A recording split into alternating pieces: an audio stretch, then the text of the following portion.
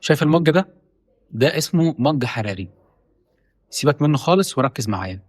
في فرق كبير قوي بين واحد عمال يقلب في صفحات المصحف علشان يختم بسرعه، وبين واحد تاني واقف عند ايه معينه مش عارف يتجاوزها من كتر ما هي لمست قلبه. في الحقيقه يا جماعه، القران ما نزلش عشان يكون ابدا سباق للقراءه، القران نزل عشان يغيرنا من جوه. النهارده وبمناسبه ان احنا الحمد لله دخلنا العشر الاواخر من رمضان، جاي اقول لك ازاي تخلي علاقتك بالمصحف علاقه روح، يكون في اتصال بينك وبين الايات اللي انت بتقراها في المصحف، مش مجرد لسان عمال يتحرك كانك بتقرا في روايه. النهارده اعرفك ازاي تطلع من رمضان وانت كنت في رمضان قارئ القران ده بقلبك، مش مجرد لسان عمال يتحرك وخلاص. ركز معايا كويس قوي عشان تعرف القران ده ازاي ممكن يغير مجرى حياتك. ربنا سبحانه وتعالى لما تكلم عن القران قال افلا يتدبرون القران، ما قالش افلا يختمون القران. طبعا ختم القران لا شك انه ليه ثواب عظيم جدا، بس الثواب الاعظم والاكبر انك تفهم ربنا سبحانه وتعالى عاوز منك ايه. سيدنا ابن عمر رضي الله عنه قعد 8 سنين علشان يحفظ بس في سوره البقره، مش عشان الحفظ كان صعب عليه، لا، الصحابي الجليل ده كان ما كانش بيعدي عليه ايه في القران الا لما كان يطبقها على حياته، يخلص تطبيق الايه دي على حياته وبعد كده يخش يحفظ ايه تانية. دي العلاقه الحقيقيه والمبدا اللي انا عاوزك تبنيه مع القران، يكون في حاله اتصال بينك وبين الايات. المشكله ان احنا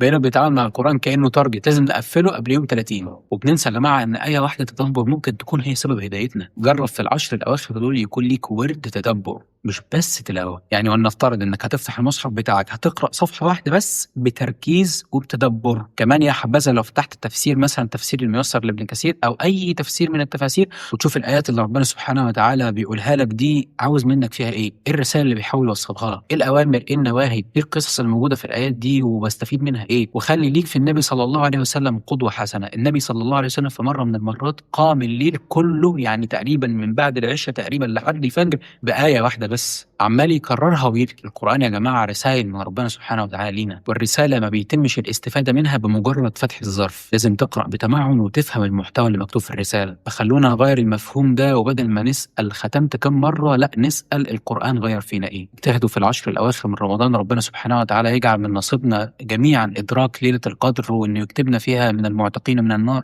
أكثر من الذكر وقراءة القرآن والدعاء والصدقات وبر الوالدين. وطبعا دلوقتي هتنزل تعمل لي فولو عشان تعرف كل يوم معلومة جديدة عن رمضان. أنا عبد الرحمن هلال، استناني في حلقة بكرة إن شاء الله. ورمضان كريم يا سيدي.